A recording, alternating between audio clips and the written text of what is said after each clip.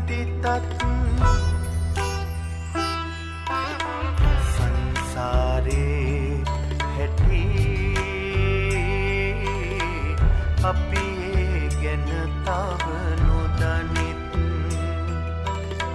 සංසාරේ හැටි අපි ගැන තව නොදනිත්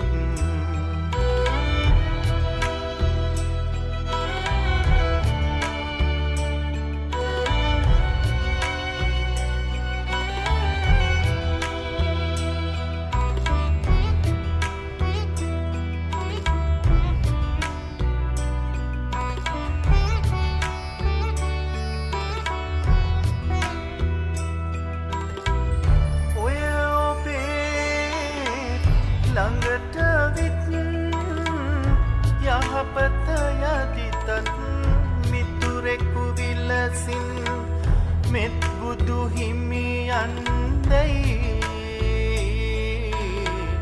අනේ තවම අප නොදනිත්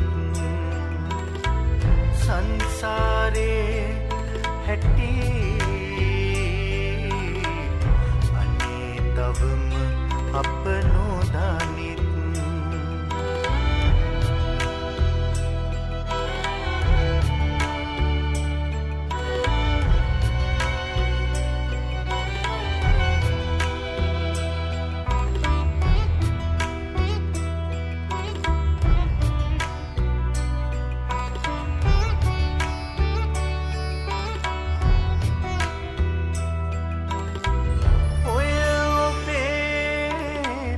ළඟට විත් සිංහමන් අයදිත් නසරන විලසින් මෙත් බුදු හිමියන්දයි අනේ තවම අප නොදනිත් සංසාරේ හැටි අනේ තවම අප නොදනිත්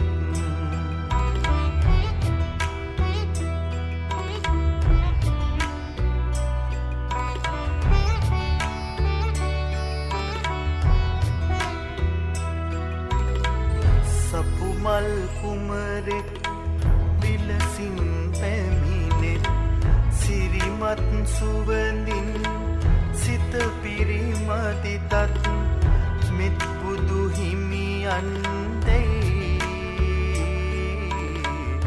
අනේ තවම අප නොදනිත් සංසාරේ හැටි අනේ තවම අප නොදනිත් මෙත් බුදු හිමියන්දයි තවම අප නො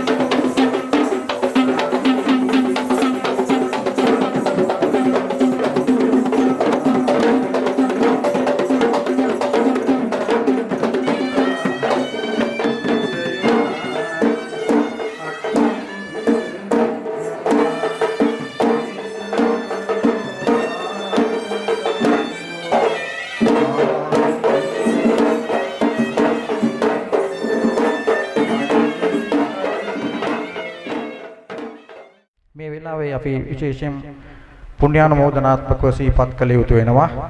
මේ වැඩසටහන සාර්ථක කරගන්නට ගම්පහ ප්‍රදේශයේ පොලිස් ස්ථානයේ සහකාර පොලිස් අධිකාරී ශ්‍රී ලාල් පෙරේරා මැතිතුන් දුන් සහයෝගය පිළිබඳව ඒ වගේම මූලස්ථාන පොලිස් පරීක්ෂක ගෆාර් මහතා දක්වූ සහයෝගය පිළිබඳව විශේෂයෙන්ම අපි පුණ්‍යානුමෝදනාත්මක සිහිපත් කරනවා සාකේත මෙදුරේ එකලමනාකාර මහත්මයා තිස්ස විජේරත්න මහත්මයාගේ අප්‍රතිහත ධෛර්යය නිසාම මේ වැඩසටහන සාර්ථක කරගන්නට අපට උදව් උපකාර කළා. අද මේ සාකේත මෙදුර මංගල අසිරියක් ගන්නවා. මගුල් ගෙදරක අසිරිය ලබා දුන්නේ අපට ලස්සන වෙඩින් ආයතනයයි. ඒ වගේම අලුතගෙන අමනමාලීන් ලෙසත් පිරිසක් ඉන්න බවත් අපට පේන යත් අපට සතුටට කාරණාවක්. ඒ ආකාරයට අද දවසේ 107 VFM නාලිකාව ඔස්සේ සම්මාදිට්ඨි ගමින් ගමට වැඩසටහන තව ස්වල්ප මොහොතකින් ආරම්භ කරන්නටයි සියලු කටයුතු සූදානම් කරලා තිබෙන්නේ. විශේෂයෙන් අපි ජංගම දුරකථන ක්‍රියා විරහිත කොට තබා ගන්න හැටියටත් මතක් කර සිටිනවා. අපිට අපේ රටේ වාසනාවට අපිට තරුණෙක් හම්බෙලා තියෙනවා නිවේදක මහත්මයෙක්. අපි තරංග ප්‍රසාද් බ්‍රහ්මණිගේ ඒ තරුණ ශිල්පියා කතන ශිල්පියාගේ වෙනස් වීම උඩ තමයි මේ වැඩසටහන ඉතාම සාර්ථකව කරගෙන යන්නේ.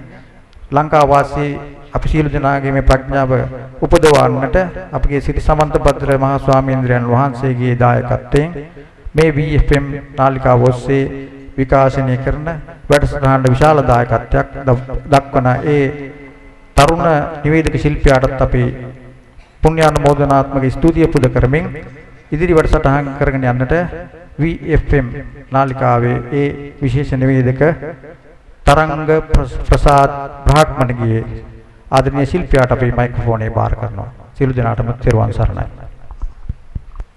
ඉසුති ඔබතුමාට උපාලි මහත්මයා අප හැමදාමත් ආදරය කරන හිතවතෙක් සදහමාශ්‍රමේ සෑම කටයුත්තක් වෙනුවෙන්ම සහයෝගය දක්වන ඔබතුමාට හඳුන්වා දීම පිළිබඳව VFM නාලිකාව සහ මා ගැන ඒ වගේම සමන්ත භද්‍ර ස්වාමින් වහන්සේ පිළිබඳව නැවත වතාවක් ස්තුතිවන්ත වෙනවා. ආදරණීය හිතවතුනි බලාපොරොත්තුවක් තිබුණා යම් දිනයක ගම්පහ පුරවරයට එන්න ඕනි කියලා. අපි මීට හරියටම අවුරුද්දකුත් මාස දෙකකට කලින් විරේඩියෝ සම්මාදිටි වැඩසටහන ආරම්භ කරනවා. අපි හිතුවේ නැහැ කවදාක්වත් මෙවැනි ගමනක් යන්න පුළුවන් වේවි කියලා. වැඩසටහන් මාලාව හැමදාම ආරම්භ කරද්දී මේ කතාව මං කියන්නේ මොකද ඔබගේ දැනුවත් වීම සඳහායි. ස්වාමින් වහන්සේ සමග ප්‍රථම වතාවට සාකච්ඡාවක් සඳහා මම බෙල්ලන්තර සිරිසදහම් ආශ්‍රමයට ගිය පසුව මම උන්වහන්සේට යෝජනා කරේ ස්වාමින් වහන්සේ රටේ තියෙන තත්ත්වය එච්චර හොඳ නැහැ. කොහොමුණත් ඊටමත් ආසාවෙන් මේ වැඩේ කරන්න මම බාර ගන්නවා. කොහොමුණත් ඔබ වහන්සේගේ වටිනා කාලයෙන් මට මාස 3ක් දෙන්න කියලා. කොහොමුණත් ආදරණීය අම්මේ තාත්තේ අයියා අක්කේ නංගී මල්ලියේ මේ ශාලාවේ රැස්ව සිටින සියලුම දෙනාට ඊටමත් ආදරෙන් කරුණාවෙන් කියන්න කැමතියි. මාස 3ක කාලයක් මට ලබා දුන් උන්වහන්සේ මාස 3කින් පසුව සෑම දිනයක්ම ලබා දෙන්න තරම් කාරුණික වුණා. සතියේ සෑම ඉරු දිනක්ම උන්වහන්සේ අපට ලබා දුන්නා. අපි ආරම්භ කළේ සෑම පුරපසළොස්වක පොහොය දිනයක රාත්‍රී 7 සිට 9 දක්වා මේ විකාශය සිදු කරන්න. ඉන් අනතුරුව මාස 3කින් නවත්තනවා කිව්ව වැඩසටහන උන්වහන්සේගේ කරුණාව නිසා ඔබලාගේ වාසනාව නිසා සෑම සතියාන්තය ඉරිදා දිනකම අපේ ගුවන් විදුලි නාලිකාව ඔස්සේ විකාශය කරන්න අපට අවස්ථාව ලැබුණා. මෙවැනි අභියෝගයක් බාරගත්තාට පසුව අපිත් වාසනාවන්ත වුණා, අපේ නාලිකාවත් වාසනාවන්ත වුණා, සමස්ත ශ්‍රී ලංකා වාසී ජනතාවම වාසනාවන්ත වුණා උන්වහන්සේගේ දේශනාවල් ශ්‍රවණය කරන්න. උන්වහන්සේට බොහෝම චෝදනා එල්ල වුණා. නමුත් අද වන විට ඒ චෝදනා පුස්සක් වෙලා අවසන්. රටේ සංඝයා වහන්සේලා උන්වහන්සේට චෝදනා කරා. අද වෙනකොට උන්වහන්සේලා අපේ ස්වාමින් වහන්සේ සමග එකට ඉඳ ගැනීමට පවා කැමැත්තෙන් සිටිනවා. ඔබ ඒ බව නොදන්නවා ඇති. නමුත් එයයි සත්‍ය. සත්‍ය කවදාක්වත් වසන් කළ නොහැකි බව මගේ හැඟීමයි. හරියට රබල් බෝරයක් වතුරේ ගිල්ලවලා තිබ්බා වගේ. සත්‍ය ජයගෙන අවසන්. අපි වැඩසටහන් මාලාව වසරක් කිරීමෙන් අනතුරුව තීරණය කරා නිෂ්පාදක මණ්ඩලය ඉතාමත් සීමිත ප්‍රමාණයයි සිටින්නේ. 5 දෙනෙක්ගේ පමණ කණ්ඩායමක් අපිට සිටින්නේ. අප තීරණය කළා ගමින් ගමට මේ වැඩසටහන ගෙනියන්න ඕනි කියලා. මොකද සජීවීව හැමෝටම කතා කරන්න අවස්ථාවක් ලැබෙන්නේ නැහැ. ඒ වගේම මුන්වහන්සේ තම ජීවිත කාලය තුළ එක්වතාවක් හෝ දැක බලා ගන්න ගොඩක් දෙනෙක් කැමැත්තෙන් ආශාවෙන් ඉන්නවා කියලාත් අපි දන්න නිසාවෙන් අපි තීරණය කරා ගමින් ගමට යන්න. එහි ප්‍රථම වැඩසටහන අපි ආරම්භ කරනවා නාරාහෙම් පිටින්. දෙවැනි වැඩසටහන අපි යනවා වැලිමඩ ඌනාපාන ප්‍රදේශයට. දුෂ්කර ප්‍රදේශයක්. කිලෝමීටර් ගණනාවක් පයින් ගිහිල්ලා අපි වැඩසටහන ඉදිරිපත් කරනවා. දෙවැනි වැඩසටහන ලෙසට මේ වැඩසටහන මාලාවේ සාර්ථකම අංගයේ විදියට අපි ඉදිරිපත් කරනවා යක්කල මුල ප්‍රදේශයේදී ගිය මාසේ 25 වෙනිදා හරියටම නත්තල් දවසේ. එයත් ඉතාමත් සාර්ථක වුණා. අපිට ගාල්ලටත් යන්න ඕනි කමක් තිබුණා. මොකද ගාල්ල කියන්නේ උන්වහන්සේගේ ජීවිතයේ හැරවුම් ලක්ෂයක්. ගාල්ලේ මිනිසුන් එදා අවි අමෝරාගෙන ආවේ නැත්තම් උන්වහන්සේ අද මේ ආසනයේ මේ විදිහට ඉන්න එකක් නෑ කියන දේ මගේ පෞද්ගලික හැඟීමයි. උන්වහන්සේ සැලුන් නැහැ.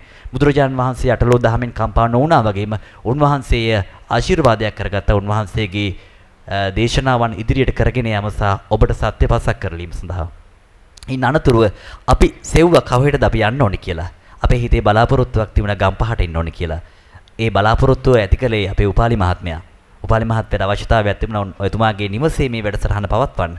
නමුත් එතුමාගේ නිවසේ පවත්වන වැඩසටහනකට පුංචි විරාමයක් ලබා දීලා ශාන්ති මහත්මියගේ පියාණන්ගේ තෙමස් පූර්ණ සිහිකිරීම වෙනුවෙන් එතුමා කාරුණික වුණා මේ දේශනාව ශාන්ති මහත්මිය වෙනුවෙන් පවත්වන්න අවස්ථාව ලබා දෙන්න. එහි ප්‍රතිඵලයක් ලෙසටයි අද දවසේ අපි සාකච්ඡාවක් මේ විදිහට ධර්ම දේශනාවක් කරන්න බලාපොරොත්තු වෙන්න සිටින්නේ. මගේ හඳුන්වා දීම දීර්ඝ වුණා කියලා ඔබට හිතනම ඇති. එහෙමනම් කෙටි විරාමයක් මම ලබාගෙන අවස්ථාව සලසා දෙනවා අපේ ස්වාමින් වහන්සේට ඔබට කතා කරන්න. ඔබ බලාපොරොත්තු වෙන්න සිටියේ මගේ දේශනාව අහන්න නෙවෙයි ස්වාමින් වහන්සේගේ දේශනාව අහන්න. ඒක මම හොඳින් දන්නවා.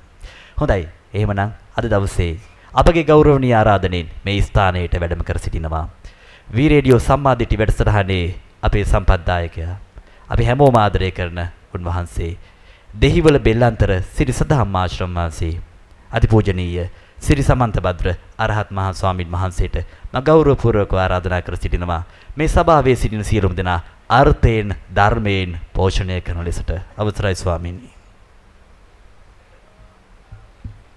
ආජීවට්ටමක සීලය සමාදන් වෙන්න নমස්කාරය කියලා.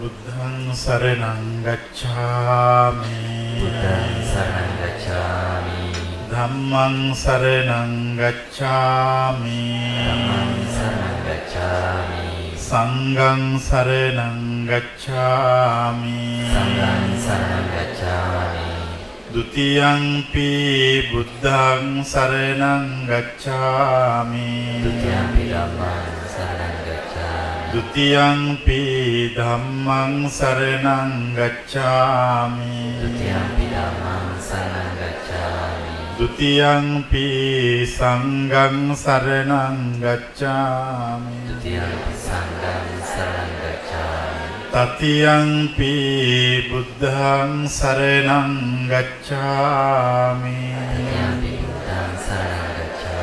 တတိယံ පි බුද්ධං සරණං ගච්ඡාමි තතියංපි ධම්මං සරණං ගච්ඡාමි တတိယံ පි සංඝං සරණං ගච්ඡාමි පානාතිපාතා වේරමණී සික්ඛාපදං සමාදියාමි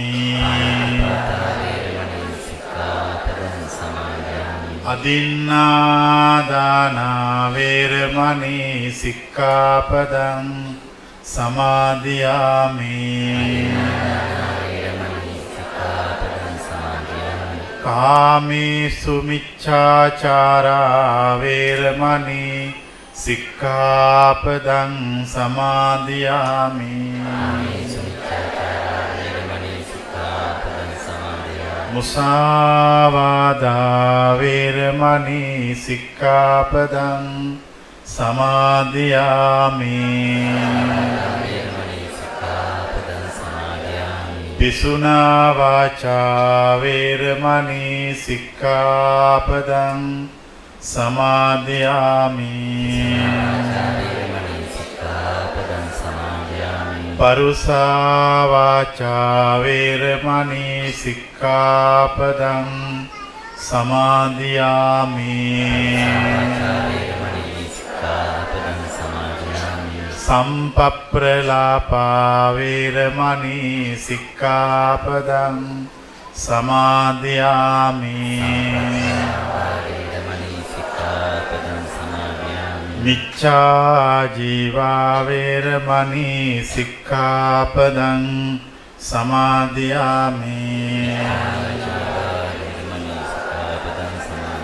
මේ තිසරණ සහිත වූ ආජීව අට්ඨමක සීලය මාර්ගඵල නිවන් අවබෝධය පිණිසම හේතු වේවා වාසනාව වේවා. සාදු සාදු සාදු. පින්වත් සියලු දෙනාම සූදානම් වන්නේ සද්ධර්ම ශ්‍රවණය කරන්න. සද්ධර්මය කියලා කියන්නේ ඒක අපි හැමදාම හැමතැනම අහන එකක් නෙවෙයි. දැන් අපි අහලා තියෙනවා සද්ධම්මෝ පරම දුර්ලභෝ. සද්ධර්මය ඊටාම දුර්ලභයි. එතකොට දුර්ලභ නම් ඒක හැමතැනම තියෙන්න පුළුවන්ද බැරිද? ඒක තියෙන්න බෑ. දුර්ලභ දෙයක් හැමතැනම තිබ්බොත් අපි දුර්ලභයි කියන්නේ අපි කියන්නේ සුලභයි කියලා. සද්ධම්මෝ පරම සුලභෝ නෙමෙයි පරම දුර්ලභෝ. ඒක ඊටාම අමාරුයි හොයාගන්න. මිනිස්සු සද්ධර්මය කියලා හැමදාම විශ්වාස කරන්නේ ඒගොල්ලෝ ජීවත් වෙන සමාජයේ තියෙන ධර්මය. බුද්ධඝංකාරයෝ ඒගොල්ලෝ ජීවත් වෙන සමාජයේ තියෙන සමාජ සම්මතය ධර්මය කියලා විශ්වාස කරනවා. අනිකුත් ආගම් වලත් එහෙමයි. හැබැයි අපේ ප්‍රශ්නයක් තියෙනවා. දැන් මේ ධර්මයෙන් කියනෝ අන්තිම තැනක්. ඒ තමයි නිර්වාණය. ඒ නිර්වාණය තමයි අපේ අරමුණ. දැන් මෙතන ඉන්න හැමෝම මං හිතන්නේ බුද්ධ ආගමේ අය. මොන පින්කමක් කළත් අපි අන්තිමට කියන්නේ ඉදන් හිමිනා පුඤ්ඤ කම්මේන මාමේ බාල සමාගමෝ සතන් සමාගමෝ වම් කියලා අපි ප්‍රාර්ථනා කරනවා. ඒ ප්‍රාර්ථනා කරන්නේ නිවන. ඒකට මට තිබිච්ච ප්‍රශ්නේ කොච්චර කල් මේක ප්‍රාර්ථනා කරන්නද? එතකොට අපි අහනවා කුඩා කල් ඉඳලම දැන් අපි ප්‍රාර්ථනා කළා දැන් අපිට ලැබෙයිද ඒක? එතකොට කියනවා නෑ තාම නෑ. ඊට පස්සේ අපි තරුණ වයසටපත් වෙලා අපි ආය අහනවා දැන් අපි අවුරුදු 25ක් 30ක් ප්‍රාර්ථනා කළා දැන් ලැබෙයිද? නෑ. ඊට පස්සේ අපි අවුරුදු 45ක් 50ක් වෙලා ජීවිතේ මැදි වයස පහු කල්ලි වෙලා ආය අහනවා දැන් අද හම්බ වෙනවද? නෑ. ඊට පස්සේ වයසට ගිහිල්ලා අවුරුදු 75ක් 80ක් වෙලා අහනවා දැන්වත් හම්බ වෙයිද? නෑ. එහෙනම් මොකද්ද මේකේ තේරුම? කිසිම තේරුමක් නැති හිස් ප්‍රාර්ථනාවකින් ජීවිතේ වහලා තිබ්බා. මිනිස්සු හිතුවා බුද්ධ ආගමේ ඇත්තටම තියෙන්නේ ඒක කියලා. එහෙම එකක් බුද්ධ ආගමේ නැහැ. දේශනාවේ තියෙන්නේ ගෞතම බුදුහාමුදුරුවන්ගේ දේශනාව හා අනිකුත් සියලුම බුදුවරු කරපු දේශනා අරගෙන බැලුවාම යම් කිසි කෙනෙක් ඒ නිවන් මඟ හොඳට අහලා තේරුම් අරගෙන කැපවීමෙන් ඒකට යොමු වෙනවා නම් එයාට මැරෙන්න කලින් නිවන් දකින්න පුළුවන්. දැන් ඒතර අපි කුඩා කාලේ ගිහිලා හුවා මැරෙන්න කලින් නිවන් දකින්න බැරිද? බෑ. එතකොට නිවන් දකින්නේ මරුණයින් පස්සේද? ඔව්. ඊට පස්සේ අපි ගිහිල්ලා පොත් කියනකොට ඒ පොත්වල තියෙනවා ඒ නිවනටපත් වෙන්නේ ජීවත් වෙලා ඉන්න අය පමණයි. ඒ නිවනට කිසිම මියගිය කෙනෙක් යන්නේ නැහැ. එක්කෝ මිය යන මිනිස්සු අපාගත වෙනවා. එහෙම නැත්නම් සුගතියකට යනවා. හැබැයි අපි හැමෝම මරුණම මරණ දැන්වීම ගහන්නේ මොකක් කියලා? ඈ? කවුරුවටවත් නිවන් සැප ලැබෙන්නේ නැහැ. විහිළු කතාවක්. නිවන් සැප ලැබෙන්නේ ජීවත් වෙලා ඉන්නකොට. ආය දේශනාවේ තියෙන සතිපට්ඨාන සූත්‍රයේ මේ කියන මග මේ කියන දහම කවුරු හරි වැඩුවොත් අවුරුදු 7ක් දවස් 7ක් අතර ඒ අයට පුළුවන් එක්ක අනාගාමී වෙන්න එක්ක රහත් වෙන්න. දහමේ තියෙන්නේ එහෙමයි. නමුත් මං හිතන්නේ දැන් මෙතන ඉන්න කාටවත් ඒක අහන්න ලැබුණා කියලා. අවුරුදු 7ක් ඇති. අවුරුදු 7ක් හැබැයි හරියට ඒක වඩන්න ඕනේ කියන කාරණාව හරියට තේරුම් අරගෙන යන්න ඕන. එතකොට ඒක හම්බ වෙනවා. ඒක පාර වරද්දගෙන අවුරුදු 100ක් වැඩුවත් හම්බ වෙන්නේ නැහැ. පාර වරද්දගෙන මුළු සංසාරෙම වැඩුවත් හම්බ වෙන්නේ නැහැ. දැන් මම ඔබට කියනවා ගෞතම බුදුහාමුදුරුවෝ ජීවත් වෙලා හිටපු ಭಾರತೀಯ සමාජයේ විශාල පිරිසක් සෝවාන් වෙලා හිටියා.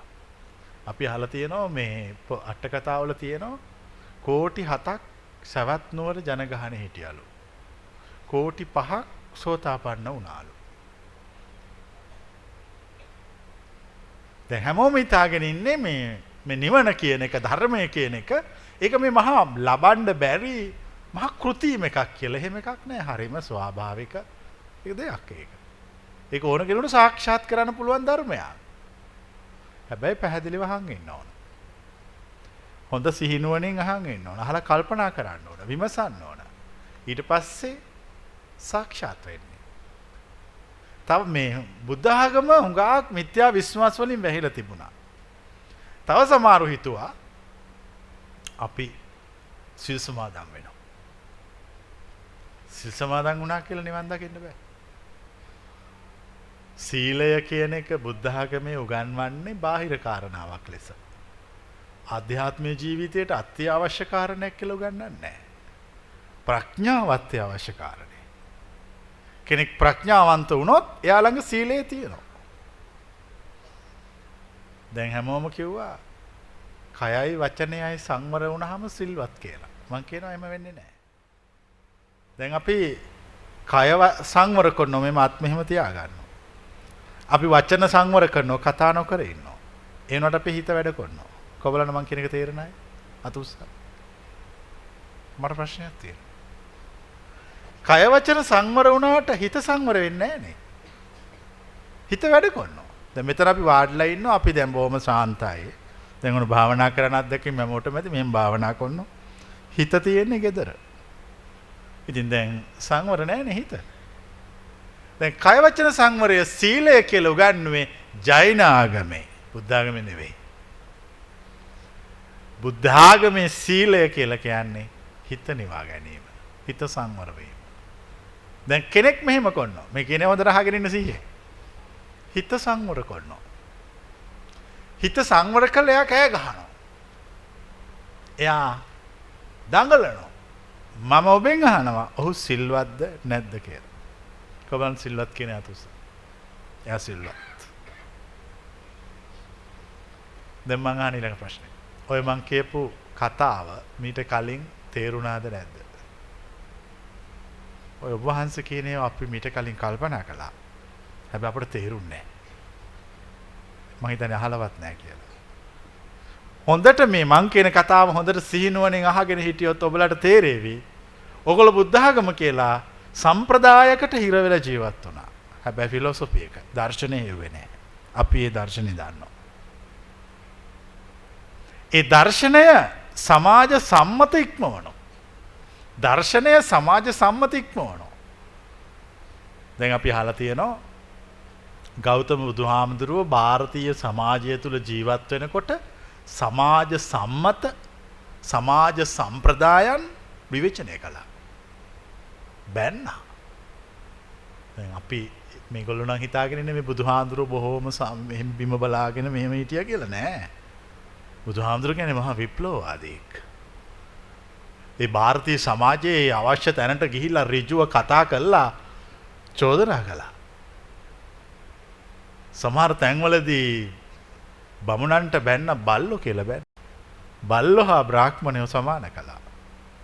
දැන් මං අහනවා දැන් මම මෙතෙන්ට මේ දේශනාව කරනවා. මම මේ දේශනාව කරන අතරේ මේ එක්කෙනෙකුට බල්ලා කියලා බනිනවා. එතකොට යාට තරහ යනවද නැද්ද? ඈ? ඉතින් මේ බුදුහාඳුරෝ සානුසූත්‍රයේදී බමුණන්ට බල්ලෝ කියලා බනිනකොට තරහ ගියා. ඒකයි බුදුහාඳුරට බැන්නේ. නැතු වෙන බුදුහාඳුරගේ ප්‍රශ්නයක් නෙමෙයි. කවුරු හරි ඇත්ත කතාව දන්නවනම් ඒ ඇත්ත කතාව දන්න කෙනාට මුලදී ඔක්කොම එකතු වෙලා තලනවා. ඕක කියන්න එපා. ඕක උඹ කිව්වොත් අපට ජීවත් වෙන්න විදියක් නැහැ.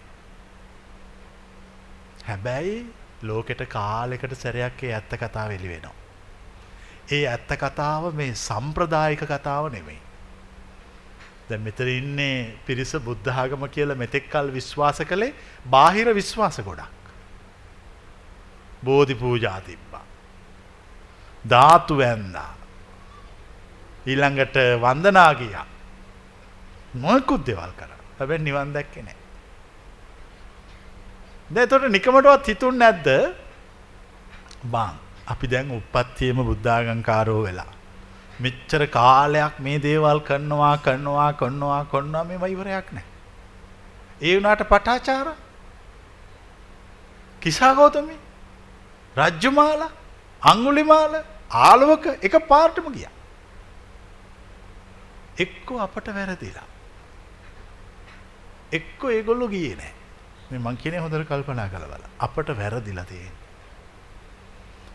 සමාජ සංස්කෘතික රාමුවක් ආගම කියලා සම්මත කළා. ඒ සංස්කෘතික රාමුව තුල සත්‍ය සොයනවා. සංස්කෘතික රාමුව තුල සත්‍ය නැහැ. සත්‍ය තියෙන්නේ සංස්කෘතියෙන් එහා. සත්‍ය දන්න මුනිවරු සංස්කෘතියට පයින් ගහනවා. සත්‍ය දන්නේ නැති කෙනෙක් සංස්කෘතියට පයින් ගහන්න බයයි. සංස්කෘතියට පයින් ගහන්න බය එයාට මොකුත් ඉතුරු වෙන්නේ නැති නිසා. සත්‍ය දන්න කෙනා සංස්කෘතියට පයින් ගහනවා එයා ළඟ සත්‍ය තියෙන නිසා. දැන් අපි මේකේ ඇත්ත කතාව කතා කරන්න කාලේ හරි. මෙතෙක් කලක් මං හිතන්නේ මේ ආගම කියන වචන නිසා මිනිස්සු හරියට විඩාවටපත් වෙනවා කියලා. ආගම කියන වචන නිසා හරියට විඩාවටපත් වෙනවා. ඒ විඩාබර බව පොඩ්ඩක් පැත්තකට තියලා නිදහසේ සවන් දුන්නාම සත්‍ය අවබෝධ වෙනවා. සෝතාපන්න භාවය ලබන්නේ වනාන්තරයක භාවනා කළා නෙමෙයි. දහමට සවන් දීලා. කවලන මාත් එක්ක එකගය. මම ඔබට පුංචි කතාවක් කියනවා ධම්මපදට්ට කතාවේ කාල සිටු පුත්‍රයාගේ කතාව අනේ පිටු සිටුමාට පුත්‍රයෙක් හිටියා කාල කියලා. එයා හස්ති අදුකාරයෙක්. සිටුමාට ඕනුණා දවසක් මෙයා කොහොම හරි බුදුහාමුදුරුවෝ ළඟට යවන්න. එයා කිව්වා ගිහිල්ලා ඔබ දහම අහලා આવොත් මසුරන් 1000ක් දෙනවා කියලා. කාල ගිහිල්ලා අහගෙන හිටියා. කාලට කියපු දේ තේරුණා හැබැයි මතක හිටියේ නැහැ. කාල සෝතාපන්න වුණා. දැන් තාත්තා ගෙදර ආවම අහනවා මොනවද දැන් උඹ ගියාද? ගිහිල්ලා උඹ කියන්නේ වැහුවද? ඔව් වැහුවා. මොනවද කිව්වේ? කියපුවා මතක නැහැ. ඇහුවද? ඔව් ඇහුවා. මෙන්න මසුනන්දා සල්ලි එපා. සල්ලි එපා. ඔහු සෝතාපන්නයි. දැන් අපිට තියෙන ප්‍රශ්නය මට තියෙන ප්‍රශ්නය මේ මිනිස්සු අවුරුදු 50ක් 60ක් 70ක් මුළු ජීවිතේ කියන කිසි දෙයක් කරන්නේ ආගම වෙනුවෙන් ජීවත් වෙනවා. හැබැයි සෝතාපන්න වෙන්නේ නැතුව මේ යනවා. මොනක් තරම් පවද්ද? කවලන මං කියන එක තේරිච්ච අය. මුළු ජීවිතේම ආගම වෙනුවෙන් ජීවත් වෙන්නේ. හැමදාම සිල් ගන්නව, දන් දෙනව, තියෙන ඔක්කොම කට්න පිංකම් කරන ඔක්කොම ඒව කරනවා. හැබැයි සෝවාන් වෙන්නේ නැතුව මැරෙනවා. සෝවාන් වෙන්නේ නැතුව මැරුණොත් සෝවාන් උනේ නැතුව මැරුණොත් 99% chance එක තියෙන්නේ උඩට යන්නද යටට යන්නද? යටට යන්න. මම කියන්නේ නැහැ නිවන් මඟ සොයන්න නැතුව පින් කරන්න කියලා. මම මිනිස්සුන්ට සුගතිගාමී වෙන්න බණ කියන්නේ නැහැ. මට එහෙම අවශ්‍ය නැහැ. මට ඕන මේකේ යථාර්ථය කියලා දෙන්න. හැබැයි යථාර්ථය ටිකක් කටුකයි. ඇත්ත තිත්තයි. බොරුව පැනිරහයි. ඒ නිසා සමාජයේ ඉන්න හැමෝම අහන්න කැමති බොරුව. ඒ බොරුව ඔබට අහලා සන්තෝෂ වෙන්න පුළුවන්. ඒත් බොරුවේ ප්‍රතිඵලය යමහිරි. භයානකයි. දුගතියටපත් වෙනවා. මම කියන්නේ කොහොම හරි සෝවාන් වෙන්න කියලා. දැන් එහෙම සෝතාපන්න වෙන්න කිව්වාම කෙනෙකුට හිතෙන්න පුළුවන් ඔච්චර අමාරුද? නෑ, පොඩ්ඩක්වත් අමාරු නෑ. ඒ කියන පණිවිඩය හරියට තේරුම් ගැනීම පමණයි කළ යුතු වන්නේ. නිදහසේ තේරුම් ගැනීම. පක්ෂග්‍රාහී නොවි තේරුම් ගැනීම. ඒ තේරුම් ගත්තොත් ජීවිතේ සම්පූර්ණ සන්තුෂ්ටියෙන් පිරීලා යනවා. සතුටෙන් පිරීලා යනවා.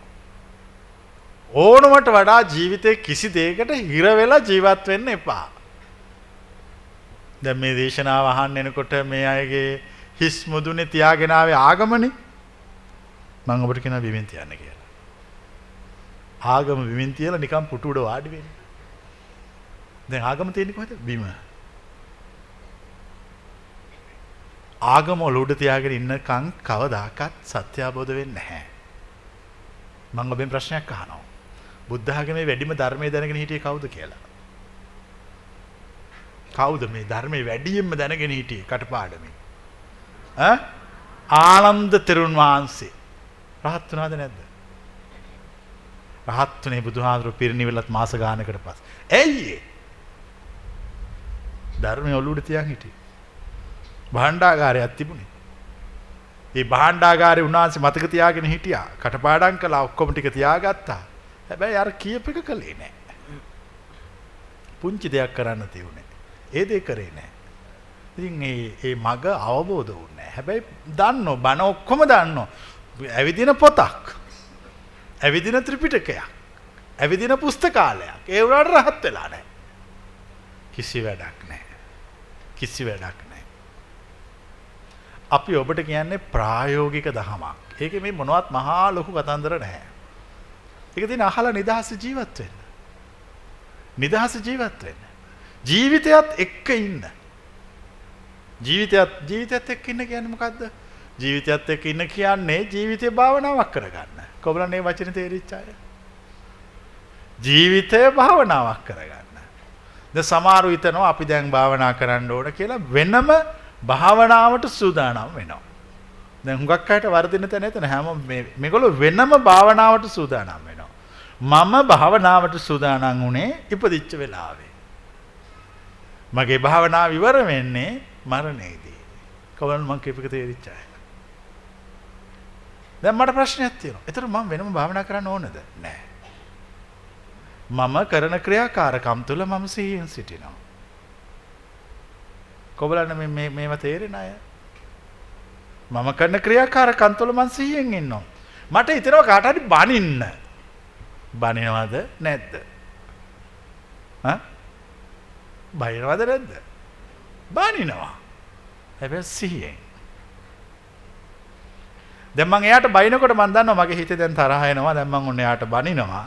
මගේ ඇතුලේ තරහ වැඩ කරනවා. ඒක මට තේරෙනවා. දැන් ඔන්න තරහ අඩු වෙනවා. දැන් මගේ වචන වල සැර බාල වෙනවා. මට ඒකත් තේරෙනවා. ඉතින් ඒ ඇති. ඒ තමයි බුද්ධ ආගම. යතහ යතාවා පනස්ස කායෝ පනිහිතෝ හෝති තථා තථානං පජානාති. ඔබ යම් ක්‍රියාවක් කරයිද ඒ ක්‍රියාව තුළ සිහිය පවත්වන්න.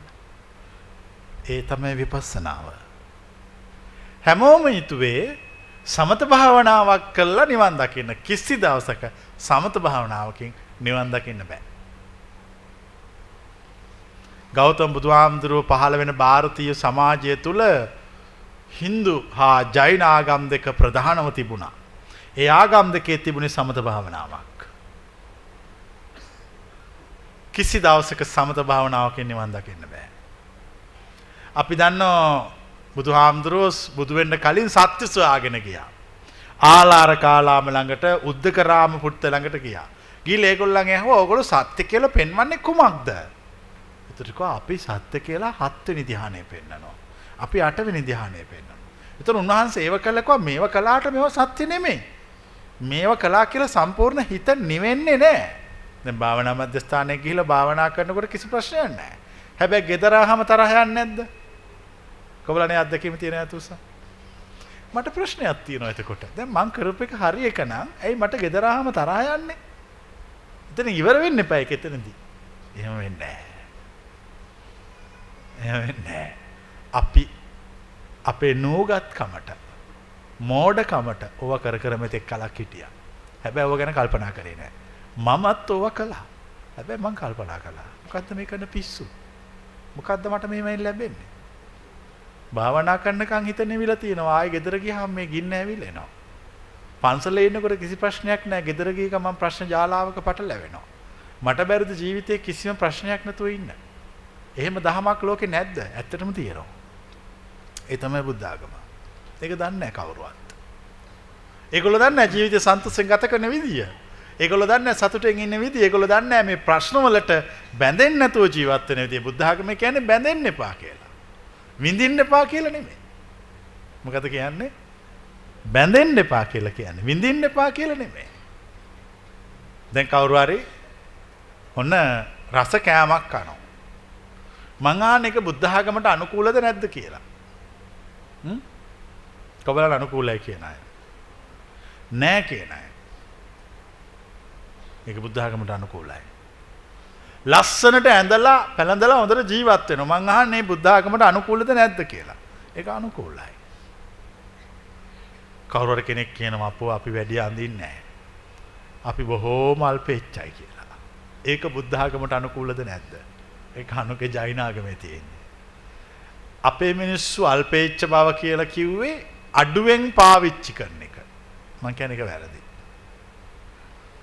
එක මිනිසෙක් ඉන්නවා එයාට රස්සාවෙන් පඩි හම්බ වෙනවා රුපියල් 10000ක්.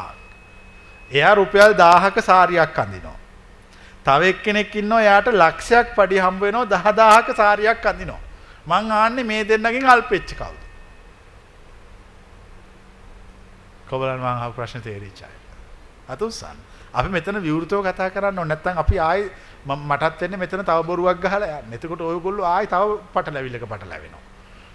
මං කියන එක තේරෙන්නේ මං එහෙම බොරු ගහන්නේ නැහැ. මං කියන එක කෙලින් කියනවා ඇත්ත නම් ඇත්ත කියලා කියනවා. බොරු නම් බොරු කියලා කියනවා. මම කියන එක කාට හරි ඒක වැරදි නම් මාත් එක්ක විවෘතව කතා කරන්න පුළුවන්, සාකච්ඡා කරන්න පුළුවන්. ඊට පස්සේ නිගමනයකට එන්න පුළුවන්. අපි මේක මේ බොරුව තව බොරුවකින් මම වහන්නේ නැහැ. බොරුව මෙහෙම ගලවනවා. හැබැයි ඉතින් බොරුව ගලවන එක ලේසි නෑ. ඒක තුවාලයක කබොල්ල ගලවනවා වගේ. අයිතිකාරයට රිදෙනවා. කියන්නේ තමා තුළ තියෙන බොරු තමාගෙන් ගලවනකොට තමාට රිදෙන්නේ. මට නෙවෙයි රිදෙන්නේ. දැන් මම අහන ප්‍රශ්නය. දැන් ඕගොල්ලෝගේ ජීවිතේ දැන් මේ ඇත්තටම අවංකවම හෙව්වනේ. කොබලන් එහෙම කරපු අය තුස්සා. ඇත්තටම හෙව්වා. එනකොට හම්බුනේ. හෙව්වේ වැරදි විදියට. සංස්කෘතිකව හෙව්වා. පටලැවිලා තියෙන බුද්ධ ආගමයි ජෛන ආගමයි අතර ලොකු මේ. අපි හිතන් ඉන්නවා බුද්ධ ආගමේ දේවල් ජෛන ආගමේ බුද්ධ ආගමේ කියලා. බුද්ධ ආගමේ අල්පේච්ඡ බව කියන්නේ නොබැඳී සිටීම.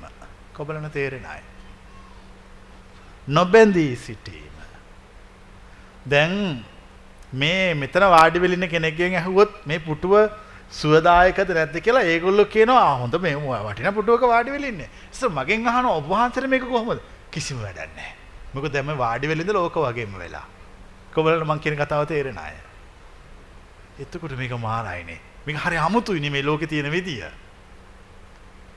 හැමදාම මිනිස්සෙක් ඉන්නවා ඒ මිනිස්සයා කන්නේ එළවලු මාළු 20ක් 30ක් එක බත් කනවා. ඒ භෝජනේ යාට අමුත්තක් නැහැ.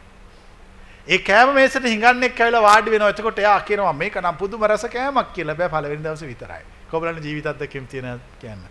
අතුසන බලන්න මේව තේරෙනවද කියලා. දෙවෙනි දවසේ කාලා කියනවා ගතියක් නැහැ. තේරුමක් නැහැ කියලා. හතරවෙනි පස්වෙනි දවසේ පා වෙනවා. මං අහන්නේ මේ පටලැවිලි මොනවද කියලා. මට ප්‍රශ්න තියෙනවා. මට ඕන කිසි දවසක එපා වෙන්නේ නැති එකක්. මට ඕන නවතින්න නැතුව විඳින්න. කොබලන් එකට කැමති අය. මේ ජීවිතේ නවත්තන්න නැතුව විඳින්න මට ඕන. ඕගොල්ලෝ විඳින ලෞකික ක්‍රමයට විඳින්න ගියාම ඒ විඳීම ටික වෙලාවකින් නවතිනවා. කොබලන් එක දැනෙන අය. අපි කියන දහමේ ඒ විඳීම නවතින්නේ නැහැ. සත්‍ය අවබෝධයටපත් වීමයි පරිනිර්වාණයයි මේ අතර සම්පූර්ණ ජීවිතේ විඳිනවා. හැබැයි විඳට ඇලෙන්නේ නැහැ. කවුරුන්නේ දහම තේරෙන අය? ඕක තමයි බුද්ධ ආගම. ආස්වාදය විඳින්න නැත්නම් කොහොමද ආදීනවයක් දකින්නේ? ආදීනවයක් දකින්න නැත්නම් කොහොමද නිස්සරණයක් සොයන්නේ? කවුරුන්නේ වචන තුන තේරිච්ච. ආස්වාදය විඳින්න නැත්නම් කොහොමද ආදීනවය දකින්නේ?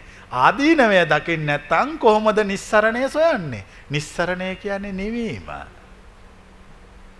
නිවෙන්න කලින් විඳින්න ඕන මේ ලෝකය. ඇස කන නාසය දිව ශරීරය දැන් ඕගොල්ලෝට මම විඳින්න එපා කිව්වත් ඕගොල්ලෝ විඳිනවා. විඳින්න කිව්වත් විඳිනවා. ඒක තමයි මනුස්ස ස්වභාවය. ඒක තමයි ඇත්ත. අපි බොරු කියන්නේ නැහැ. ඒක තමයි ඇත්ත කතාව. බුද්ධ ආගමේ කියන්නේ නැහැ කිසි තැනක විඳින්න එපා කියලා. මජ්ක්‍ධිම නිකායේ සූත්‍රයක් තියෙනවා 152 වෙනි සූත්‍රය ඉන්ද්‍රිය භාවනා සූත්‍රය. කියවන්න ඒවා. මහා අමාරු දේශනාවක් ඇති තියෙන. ඒක තමයි හරි. ඒවා අමාරුයි උනාට ඒවා හරි. ඒවා අමාරු නිසා කවුරුත් ඒවට අත තියන්නේ නැහැ. අර ලේසි කියන්න පුළුවන් බණ කතා ටිකයි ජාතක කතා ටිකයි කියනවා. මම කියන්නේ ඒක නෙවෙයි අරව කියන්නේ. ඉන්ද්‍රිය භාවනාව කරන විදිය කියලා දෙන්න. ඉන්ද්‍රිය භාවනාවේ තියෙන්නේ නොබැඳී ජීවත් වීම. දැන් එතකොට මේ භෞතික කාරණා වෙනස් කළා කියලා ඒක නිවනට බලපාන්නේ නැහැ. ඇඳුම් මාරු කළා කියලා, කෑම වෙනස් කළා කියලා, එලෝ මේ බත් පිඟාන වටේ තියෙන එලෝලු ගාන, මාළු ගාන ඒක නිවනට බලපාන්නේ නැහැ. ඒවා කතන්දර ඔක්කොම. නිවනට බලපාන්නේ එකම එක දෙයයි. ඒ ඔබගේ සිත. සිතේ මේ සියලු ප්‍රශ්න පවතින්නේ. එතකොට අපි කරන්න ඕනේ මේ සිතේ ඇත්තටම තියෙන ප්‍රශ්න ටික निराවුල් විවෘත නිදහස් මනසින් හොයන්න ඕන. කලබල වෙලා හෙව්වොත් මේ බැහැෙනවා. හොයාගන්න බැරි වෙනවා. අපි එහෙමනේ අපි හරිය විවෘතයි. අපි සාකච්ඡාවට කැමතියි. අපිට ආගමක් නැහැ. අපි නිදහසේ කතා කරනවා. සත්‍ය තමයි අපේ ආගම. කොබලන මාත් එක්ක එකඟ වෙන්න කැමති අය. අපේ ආගම සත්‍ය. අපට ආගමක් කියලා එහෙම එල්ලිලා පොරකණ්ඩ ගහගන්න බෙදාගන්න මොකුත් නැහැ. අපි සත්‍ය වෙනුවෙන් ජීවත් වෙනවා. එච්චරයි අපි දන්නේ. හැබැයි අපි යමක් දන්නවා. ඒ දන්න දේ හරියටම හරි. ඒක හැමෝටම තේරෙන්නේ නැහැ. තේරෙන්නේ නැති කට්ටියට වැරදි. තේරෙන කට්ටියට හරි. තේරෙන්නේ නැති කට්ටියට තේරුම් කරවන්නත් බෑ. සමාජයේ මිනිස්සු කොටස් හතරක් ඉන්නවා. උග්ගටිතඤ්ඤෝ, විපචිතඤ්ඤෝ, ඤෙය්‍ය පදපරම. උග්ගටිතඤ්ඤෝ කියලා කියන්නේ කෙනෙකුට පරමාර්ථ ධර්මය. පරමාර්ථ ධර්මය කියන්නේ නිවන. මෙහෙම කියනකොට තේරෙනවා. ඒගොල්ලෝ ඒ සසර කාලයක් මේකට හිත පුරුදු කොල්ලා. ඒ නොඇලී ඉන්න පණිවිඩය. නොඇලීමේ දහම ඒගොල්ලෝ සංසාරේ දිගටම අහලා. ඒගොල්ලෝ ජීවිතේ කරපු එකම දේ අත්හැරලා දාන එක. කිසි දෙයකට බැඳෙන්නේ නැතුව ජීවත් වෙන එක. එතකොට ඒගොල්ලෝ මේ මනුෂ්‍ය ලෝකයේ ඇවිල්ලා ඉපදිලා ඉන්නවා. ඒගොල්ලන්ට මේ වචන 1 2 3 ඇහෙනකොටම තේරෙනවා මේක තමයි මම හෙව්වේ. මේක තමයි සත්‍ය. මම යා යුත්තේ අකමැත්තෙන් වුණත් මෙතෙන්ට. එතකොට එයාගේ හිත කියනවා ඔතෙන්ට යන්න එපා. ඔතෙන්ට ගියොත් ඔබගේ තියෙන සියලු සන්තකේ නැති වෙයි කියලා. ඒත් එයා කියනවා කමක් නැහැ නැති වෙච්ච දේ මම සත්‍ය සොයාගෙන යනවා. සත්‍ය සොයාගෙන යනවා. සිද්ධාර්ථ ගෞතම බෝසතාණන් වහන්සේ සත්‍ය සොයාගෙන ගියා. මහා විප්ලවයක් කරා. සුද්ධෝදන රජුගේ මාලිගාවේ ඔක්කොම කලබල වුණා. ඇයි? සත්‍ය සොයාගෙන ගියා සිද්ධාර්ථ. අරිය පරියසන සූත්‍රයේ තියෙනවා මෙහෙම. මාතා පිතුන්නම් අස්සු මුඛාණං රුදන්තාණං කේසමස්සු ඕහාරෙත්වා කාසාය වත්තහණි අච්ඡාදෙත්වා අගාරස්මා අනගාරියං පබ්බජි. අම්මා තාත්තා බලාගෙන ඉඳෙද්දි කඳුළු සලද්දී කෙස් කපලා දාලා කසාවතකුත් පොරෝගෙන මාලිගාවෙන් බැහැලා යන්න ගියා. දැන් ප්‍රශ්නයක් තියෙනවා අත උස්සන්න කාට හරි. ওই කතාවට කලින් අහපු අය අත උස්සන්න. ඇත්තටම සිද්ධාර්ථ කුමාරයා හොරා පැනලා ගියේ නැහැ. මජ්ක්‍ධිම නිකායේ ආර්ය පරියේෂණ සූත්‍රයේ ඉතා පැහැදිලිව දක්වලා තියෙනවා. මාතා පිතුන්නම් අස්සුමුඛාණං රුදන්තාණං කේශමස්සෝහාරෙත්වා කාසාය වත්තානි අච්ඡාදෙත්වා අගාරස්මානගාරියං පබ්බජි. අම්මා තාත්තා බලාගෙන කඳුළු සලසලා ඉඳෙද්දි කස් කෙස් කපල කසාවතකුත් දාගෙන අපි යනවා යන්න කියලා සත්‍ය සොයාගෙන ගියා. උග්ගටිතඤ්ඤෝ කියන්නේ එකපාර ආපු ගමන් සත්‍ය තේරෙනවා. විපචිතඤ්ඤෝ කියලා කියන්නේ ඒගොල්ලන්ට හුඟක් අහන්න ඕන. පැය ගාණක් දවස් ගාණක් අහනකොට තේරෙනවා හරි කියලා. ඤෙය්‍ය කියන්නේ එහෙම තේරෙන්නේ නැහැ. අවුරුදු ගාණක් වඩන්න ඕන. ඒ අවුරුදු ගාණක් වඩනකොට තේරෙනවා හරි කියලා. සමහරව ඉන්නවා තේරෙන්නෙම නැහැ. තේරෙන්නෙම නැති මිනිස්සු හැමදාම තේරුම් ගත්ත මිනිස්සුන්ට බයිනවා. කොහොමද තේරෙන්නේ කතාව? තේරෙන්නේ නැති මිනිස්සු හැමදාම තේරුම් ගත්ත මිනිස්සුන්ට බයිනවා. තේරුම් ගත්ත මිනිස්සු හැමදාම නිහඬයි. තේරුම් ගත්ත මිනිස්සු කලබල වෙන්නේ නැහැ. පිස්ස කලබල වුණාට දොස්තර කලබල වෙන්නේ නැහැ. ඒගොල්ලෝ නිහඬයි. ඒගොල්ලෝ යමක් දන්නවා. දැන් මම ඔයගොල්ලන්ට කියන්නේ එකම දේ. මට වෙන කිසි කතාවක් කියන්න ඕනේ නැහැ. එකම කාරණය මම කියන්නේ කොහොම හරි මේ ලෝකේ තියෙන ඇත්තම දේ හොයාගෙන මෙහෙන් යන්න. කොහොමද ඒකට කැමති අය? අපි ඒකට වට කතන්දර කියන්නේ නැහැ. වට කතන්දර කියන්නේ කවදාකවත් කරන්න බැරි ඒවා. එකක් කරාම තව එකක් කියනවා. ඊට පස්සේ ඒක කරාම තව එකක් කියනවා. ඊට පස්සේ ඒක කරාම තව එකක් කියනවා. අපි එහෙම කියන්නේ නැහැ. අපි ඍජු කෙටි පාරක් කියනවා. හැබැයි මේ පාර ටිකක් දරුණුයි. ඒ වුණාට හරි. අපිටනේ නිවන් දකින්න කියලා අපි මේ කවදාකවත් කරන්න බැරි වෙන්නේ නැති ක්‍රමයකට අපි හිත හදන්න ගියා. ඒක ප්‍රායෝගික නෑ. ප්‍රායෝගික නෑ. මෙතන ඉන්න හැමෝම නිර්වාණ අවබෝධයට හිත හදාගන්න යම් ප්‍රායෝගික ක්‍රමවේද තමන්ගේ ජීවිත කාලය තුළ කුමන හෝ අය කළා තියෙනවා. කොබලන් එහෙම කරපු අය තුස්සන්. ඕගොල්ලෝ ඔය කරපු සියල්ලම මම කළා තියෙනවා. පුංචි වයසකදී, පොඩි කාලෙකදී. ඒ කාලෙකදී මම තේරුම් අරගෙන තියෙනවා ඒවා කිස් නිර්ර්ථක බවත්. ඒවයි මම හොයන දේ මට නොලැබෙන බවත්. ඒක ඇතුලේ තියෙන. එළියේ නෑ. ඉමස්මින්ච බ්‍රහ්ම මත්තේ කලෙබරේ දුක්ඛංච සමුදයංච නිරෝධංච මග්ගංච පඤ්ඤාවේ. මහණෙනි මේ බඹයක් විතර වුණු ශරීරය තුල මේ චතුරාර්ය සත්‍ය පවතිනවා. ඒ දහ සත්‍ය පවතිනවා. අපි ඒකනේ හොයන්න ඕන. එහෙම නැතුව අපි නිකං මම කියන්නේ කිසි කෙනෙකුට අසරණ වෙලා මැරෙන්න එපා කියලා. දැන් මේ සභාවේ හැමෝම හොඳට වාඩි වෙලා ඉන්නවා. ඒත් ඔයගොල්ලෝගේ මරණයේදී ඔයගොල්ලෝ අසරණ වෙනවා. ඔයගොල්ලන්ට කාත් කවුරුවක් නැති වෙනවා. කොහොමද මගේ වචන පිළිගන්න කැමති අය? කාත් කවුරුවක් නැහැ. කිසි කෙනෙකුට පිහිට වෙන්න බෑ. හැබැයි මම දන්නව රහසක්. මරණයේදී අසරණ වන්නේ නැතුව ඉන්න විදියක්. කෙනෙක් මරණයේදී අසරණ වන්නේ බැඳීම් තියාගෙන හිටියොත්. එයා මැරෙන්න කලින් ඔක්කොම ටික සුද්ධ කරලා දාගත්තොත් මරණය තවත් අත්දැකීමක් විතරයි. කෙනෙක් මනුෂ්‍ය ලෝකේ ඉපදුනා නම් ඒ ඉපදෙන වෙලාවෙම එයාගේ ඔළුවට ටාං ගාලා වදිනවා මරණය කියන සීල් එක. කිංගල වෙන්න බෑ. මිනිස්සු ඊට පස්සේ කරන්නේ ඉපදිච්ච වෙලේ ඉඳලම එකම එක දෙයකට බයෙන් ජීවත් වෙනවා. මොකද්ද? මරණය. පුදුම බයක් තියෙන එකට. දැන් මෙතන දරබඩ ගාලා හෙල්ලුනොත් එහෙම මේ අය කලබල වෙනවද නැද්ද? ඈ? ඇයි කලබල වෙන්නේ? දැන් කල්පනා කරන්න. දැන් ඔන්න අර කලින් තිබිච්ච අර මේකේ තිබිච්ච ඔක්කොම කුණු ටික දැන් ඉවරයි. දැන් නිදහසේ හිතනවා අපි. ඇයි අපි කලබල වෙන්නේ? මේක කඩා වැටේ කියලා. ඇයි මේක කඩා වැටුණා මට තියෙන ප්‍රශ්නේ මොකද්ද? මගේ ඔළුවට නම් තියෙන ප්‍රශ්නේ මොකද්ද? ඔළුව පැලෑ. ඔළුව පැලුණාම මට වෙන්නේ මොකද්ද? මැරේ. ඒතර මං ඇත්තටම කලබල වුණේ බලාගෙන ගියාම මැරේ කියලා හිතන නිසා. මුළු ජීවිතේම විශ්ලේෂණය කරන්න. කලබල වෙච්ච, දඟලපු, කුලප්පු වෙච්ච හැම අවස්ථාවකම මරණයට බය දඟලලා තියෙනවා. කොබලන එක තේරෙන අය. මට ඕන දැන් මේ මගේ මරණ බය මගෙන් අයින් කරලා දාන්න. කොබලන එකට කැමති අය. අපි ඒකට කෙටි පාරක් කියනවා. නිකන් බොරු කියන්නේ නැහැ. කෙටි පාරක් කියනවා. කවුරු හරි කියන එක හරියට කළොත් එයා පූර්ණත්වයටපත් වෙනවා. ඒ කියන්නේ අරහත් වෙනවා. එච්චරයි.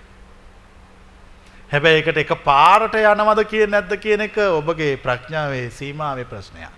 හැබැයි පාර හරියටම හරි.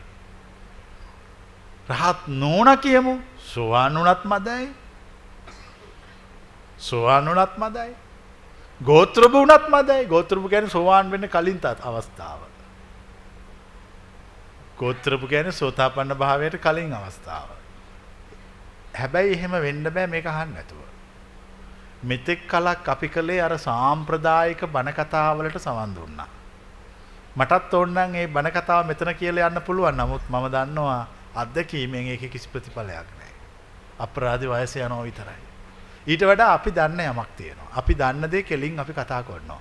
ඒතකොට අපි දන්න දේ තේරුණොත් කියාවේ තේරිච්ච අයට හරි, නොතේරිච්ච අයට වැරදි. ඒක මට කරන්න දෙයක් නැහැ.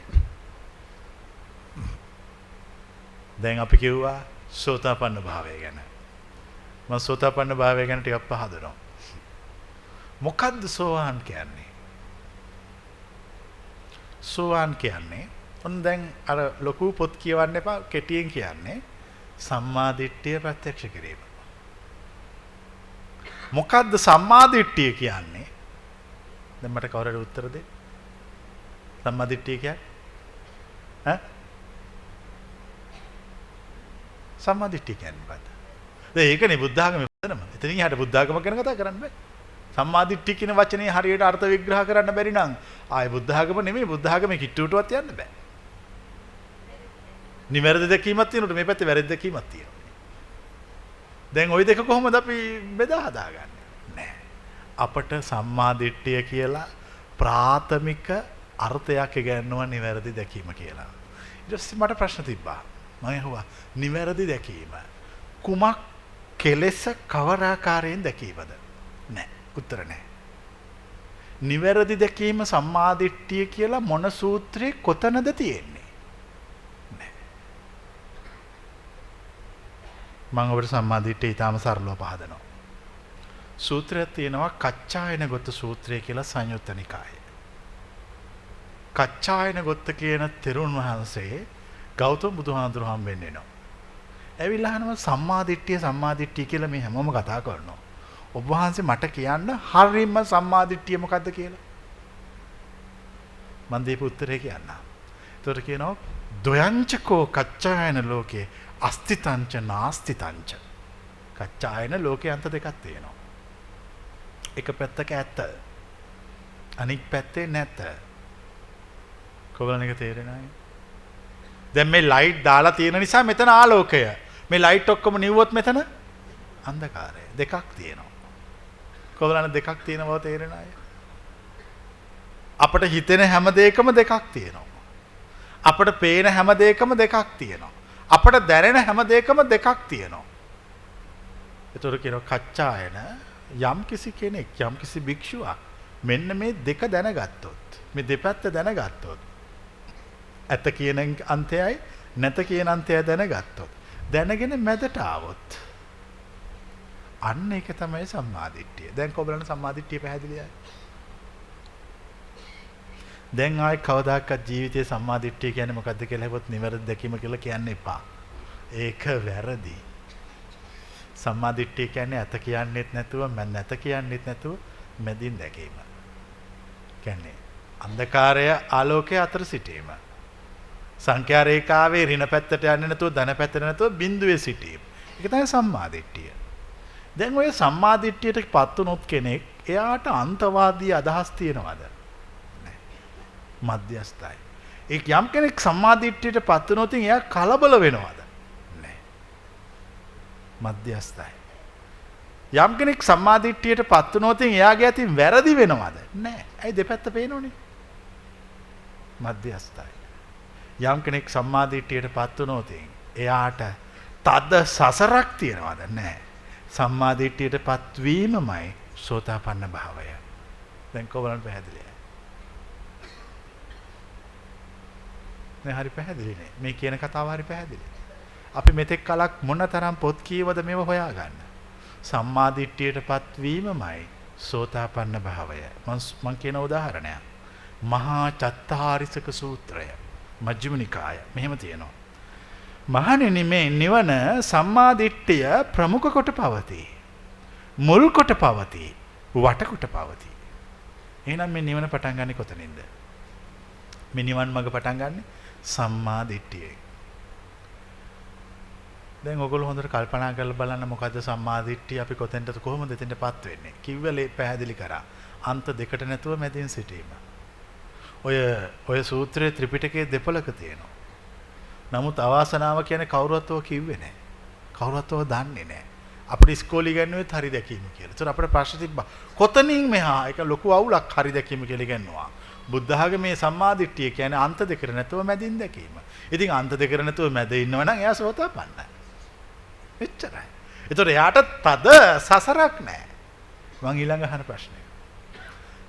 අන්ත දෙකට නැතුව මැද ඉන්න කෙනාට තද වෛරයක් හිතේ පහළ වෙනවද? නැහැ.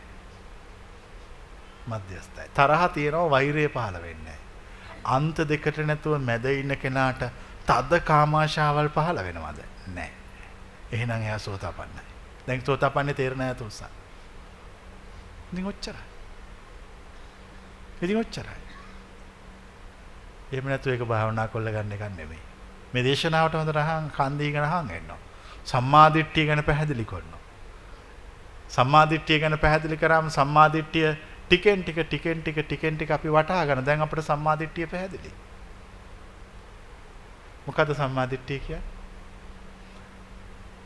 අන්ත දෙකකට නැතුව මැද සිටීම. ඒ මැද ඉන්නකොට එයාගේ හිත නිවනේ තියෙන. ඉතින් එයාට හරි ලේසි මේ මාර්ගයේ වඩන්න. දැන් කවුරු හරි ඇවිල්ලා කාට හරි බනිනවා. එතකොට එයා විශ්වාස කරයිද නොකරයිද? දෙකටම නැහැ. හරි මධ්‍යස්ථයි. සමහර මිනිස්සු සමාජයේ ඉන්න සම්මාදිට්ඨිය උපත්තියම තියන අය. කොබලන් එහෙමයි දැකපු ඇත උස්සා. ඒගොල්ලෝ උපතින්ම සම්මාදිට්ඨිය තියෙනවා. කිසි කලබලයක් නැහැ. මොන දේ වුණත් නිකන් පොල් ගහක් කඩම් වැටුණත් කමක් නැහැ. වැටුණාම බලමු. ඒගොල්ලෝ බොහොම නිවිලා. ඒ කෙනෙක් ශ්‍රෝතාපන්න වුණොත් ඒ ශ්‍රෝතාපන්න ආර්ය ශ්‍රාවකයා එන්න නිවිලා යනවා. එන්න නිවිලා යනවා. ඉතින් මං අහන ප්‍රශ්නය මුළු ජීවිත කාලෙම අවුරුදු 60 70ක් බුද්ධ ආගම්කාරයෙක් ලෙස ජීවත් වෙලා සෝවාන් වෙන්න බැරුව කිසි දවසක යථාර්ථයක් වෙලා සුගතියකට යාවි කියලා විශ්වාසයකුත් නැතුව පින් කරනවා. මං කියපේක තේරුණාද? සුගතියකට යාවි කියලා විශ්වාසයක් නැහැ. මොකද ධර්මාශෝක රජුරෝ ගියේ නැහැ. ඒක හොඳද? ඒ ක්‍රමේ හොඳද? ඒ ටික ඔක්කොම පැත්තකට දාලා මේ කියන එක අහගෙන ඉඳලා සම්මාදිට්ඨියටපත් වෙලා කෙටියෙන් නිවන් දකින්න. ඒක හොඳද? ඕකේ හැමෝම තෝරන්නේ දෙවෙනි ක්‍රමය. දෙවෙනි ක්‍රමය හරි ප්‍රායෝගිකයි. අනික බුදුවරු මනුෂ්‍ය ලෝකෙට එන්නේ මිනිස්සුන්ට පින් කරන්න කියන නෙවෙයි. අට්ඨක්‍රාතීනි පදා සම්බුද්දේන ප්‍රකාශිතා. අකුරු 8ක් තියෙන පද 3ක් කියලා යන්න. ඒ තමයි ත්‍රිලක්ෂණය. ඒ තමයි මේ විශ්වයේ පාතින රිද්මය. ඒක කියලා යන මනුෂ්‍ය ලෝකෙට එන්නේ. මිනිස්සු සිල් රැකවන්නවත් මිනිසුන්ට පින් කරන්න කියනවත් ලෝකේ සිල් රකින්නේවා පින් කරන්නේවා හැමදාම තියෙනවා. කොබලන් ඒක තේරිලා අය. ඒව හැම ආගමකම තියෙනවා. හැබැයි අර සම්මාදිට්ඨියටපත් වෙන විදිය තියෙන්නේ අපේ මේ උගන්වන දර්ශනයේ. දැන් ඒතර අපි කරන්න ඕන කොහොම හරි බැරි මරගාති කොහොම හරි මේ කියන එක කරගන්න ඕන. මැරෙන්න මොහොතකට කලින්. හැබැයි ඒකට මොකුත් අමුතු දේවල් කරන්න යන්න එපා. එක සූත්‍රයක් තියෙනවා සංයුත්ත නිකායේ සගත වග්ගයේ පළවෙනි සූත්‍රය. සංයුත්ත නිකායේ පළවෙනි සූත්‍රය ඕගතරණ සූත්‍රය. ඒක දෙවියෙක්. ගෞතම බුදුහාමුදුර ළඟට ඇවිල්ලා අහනවා ඔබ වහන්සේ ඔය කියන සංසාර රෝගය තරණය කළා කියලා හැමෝම කියනවා. අපි අහලා තියෙනවා. අපට කියන්න කෙටියෙන් ඒක කළේ කොහොමද? ඒකට යාට දෙන උත්තරය මම පීනුවෙත් නැහැ. කියන්නේ මම මහන්සි වෙලා පීනුවෙත් නැහැ. මම ගිලුණෙත් නැහැ. පීනන්නෙත් නැතුව ගිලෙන්නෙත් නැතුව මං හිටියා. මම ඊතර වුණා. එතකොට මේ දෙවියයි කතාවට හොඳට කන් දීගෙන ඉඳලා කියනවා ඉතා කාලයකට පස්සේ සංසාර රෝගේ තරණය කළ මුනිවරයෙක් දැක්කා කියලා වැඳලා යන්න යනවා. කොබලනේ කතාව තේරිච්චා. ඒ කියන්නේ ඒ කියන නිවන මහන්සි වෙලා වෑයම් කරලා ගන්නත් බෑ. නිකන් මුකුත් නොකර ඉඳලා ගන්නත් බෑ. ඒ දෙකට ඒ ආයි තියෙන්නේ මොකද්ද එතන? ආයි තියෙන්නේ සම්මාදිට්ඨිය. කොබලන් දැන් පැහැදිලි ආයි. දැන් මට කියන්න ඔය නිවන ගැන පැහැදිලි කරනකොට සම්මාදිට්ඨිය නැතුව පැහැදිලි කරන්න බෑ. ඒ බුද්ධ වචනය මධ්‍ය දේශනාවයි. මජ්ජේන තථාගතේන ධම්මං දේසේසි. තථාගතයන් වහන්සේලා මැදින් බණ කියනවා. මොකද මැදින් බණ කියනවා කියන්නේ? තථාගතයන් වහන්සේලා මැදින් බණ කියනවා. මැදින් බණ කියනවා කියන්නේ අන්තිකට යන්නේ නැහැ. අන්තිකට යන්නේ නැහැ. මැද ඉන්න කියලා කියනවා. මොකද මැද නිවන පවතිනවා. මැද නිවනට ඉතාම ළඟයි. හැබැයි මැද නිවන නෙවෙයි. අපි ඒක දෙවනුව කතා කරමුකෝ. මැද නිවනට ළඟයි. මැද නිවනට ළඟයි. ප්‍රශ්නේ තියෙන්නේ සමාජයේ මිනිස්සුන්ගේ සිත මැදට එන්නේ. මැදට එන්නේ නැති සමාජයක තියෙන ලක්ෂණ මං කියන්නම්. වැස්ස නැහැ. නියන් ඇති වෙනවා. එකිනෙකා කා කොටා ගන්නවා. ස්ත්‍රී දූෂණ සිද්ධ වෙනවා. මංකොල්ල කෑම මිනී මැරීම් හැමතැනම. ඒ මනුෂ්‍ය වර්ගයාගේ චින්තනය මධ්‍යස්ත වෙලා නැති නිසා. කොබලන්න දැන් මේව පැහැදිලි අය. එච්චරයි. අපි අහලා තියෙනවා ගෞතම බුදුහාමුදුර ජීවමාන කාලයේ විශාලා මහනුවර තුම්බියක් ඇති වුණා කියලා. කොබලන අහලා තියෙන අය. රෝග, අමනුෂ්‍ය, දුර්භික්ෂ. ඊට පස්සේ උන්වහන්සේ විශාලා මහනුවරට වැඩම කළා. වැඩම කළ උන්වහන්සේ දේශනාවක් කළා. මොකද දේශනාව? කොබලන් හයියෙන් කියන්න බලන්න.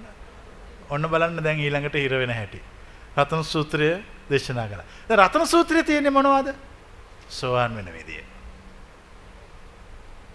ඇත්තටම විශාලා මහනුවරට ඇවිල්ලා මිනිස්සුන්ගේ හිත් මැදිස්ත කළා. අර අන්තවාදී කුහක අදහස් තියෙන මිනිස්සු මැදට ගෙන ආවා. සම්මාදිට්ඨිය ඉගෙනුවා. ඒ සම්මාදිට්ඨිය උගන්වනකොට මිනිස්සු හරි සතුටටපත් වුණා. hina වෙන්න පටන් ගත්තා, කතා කරන්න පටන් ගත්තා. නිදහසේ ඉන්න. ඒගොල්ලෝ මේ දෙක දන්නව මැද ඉන්නෝ. කොයි වෙලාවකවත් අන්තගාමි වෙන්නේ නැහැ. කිසි පැත්තකට පෙහෙම හිර වෙන්නේ නැහැ. නිදහසේ හිටියා. එතකොට පරිසලයේ සමතුලිත වුණා වැස්සා. කොහොමද දැන් කතාව තේරෙන්නේ? ඇත්තටම බුදුහාමුදුරුවෝ මේ ප්‍රදේශයේ ධර්ම දේශනා පවත්වලා දැන් රතන සූත්‍රය පිළිබඳව අද ගෙදර ගිහිල්ලා අධ්‍යයනයක් කරන්න. ඒකේ තියෙන ගාථාවලින් විශාල ප්‍රමාණයක් ගාථාවල තියෙන සෝවාන් ආර්ය ශ්‍රාවකයෙකුගේ ලක්ෂණ.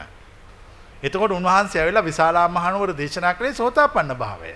අවසන් ගාථා කීපේ විතර රහත් බව ගැන දේශනා කරලා තියෙනවා. කීනම් පුරාණං ඒ ගාථා. අනිත් ඒවා තියෙන්නේ සෝතාපන්න භාවය. දැන් ප්‍රශ්නේ තියෙන්නේ කෙනෙක් සෝවාන් වෙන්නේ නැතුව ජීවත් වෙනවා. ඒක ලොකු මේ අසහනකාරී ජීවිතයක්. ඒ ජීවිතය හරි බරයි. හරි ඔළුවට ලොකු බරක් දැනෙනවා. ඔහුගේ ඊට නොවෙච්ච අරමුණු බලාපොරොත්තු ජීවිතේ පිරීලා. කොබලන් මේව තේරෙන අය. හරි එතකොට මේ රැණින්ද යන්නෙත් නැහැ. කෙනෙක් අර සම්මාදිට්ඨිය තේරුම් අරගෙන සෝතාපන්න භාවයට මැදටපත් වෙනවා. එතකොට යන්නේ විලා. වැඩි අරමුණු බලාපොරොත්තු අපි කියන ටාගට්ස් කියලා ඒවා නැහැ. හෙට බලමු. අද ඉම්මු. අපි දන්න ධර්මයේ ඒක. හෙට බලමු අද ඉම්මු. අපි හැමතිස්සෙම මේ මොහොතේ ජීවත් වෙනවා මිසක් අනාගතේ ජීවත් වෙන ප්ලෑන් කරන්නේ නැහැ. ඒ වුණාට ඕගොල්ලෝගේ ජීවිතය ඕගොල්ලෝ වරද්දගෙන තියෙන හැමදාම ඕගොල්ලෝ කරන්නේ ඉස්සරහට ජීවත් වෙන්න අද මහන්සි වෙනවා. කොබලන් එක කරන අය. ඉස්සරහ දවසක හොඳ දවසක් ලැබෙවි කියලා හිතලා අද මහන්සි වෙනවා.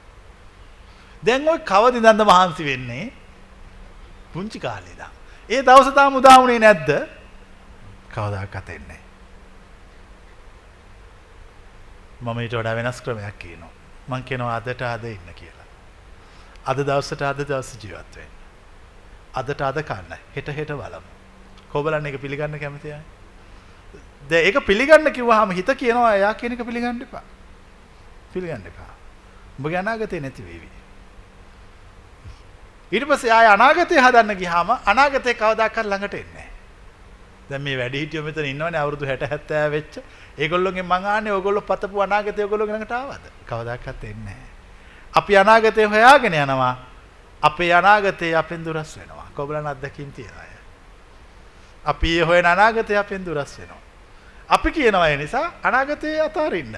අතීතයත් අතාරින්න. මැද ඉන්න. ඒක අපේ දර්ශනය. ඒ තමයි බුද්ධ වචනය.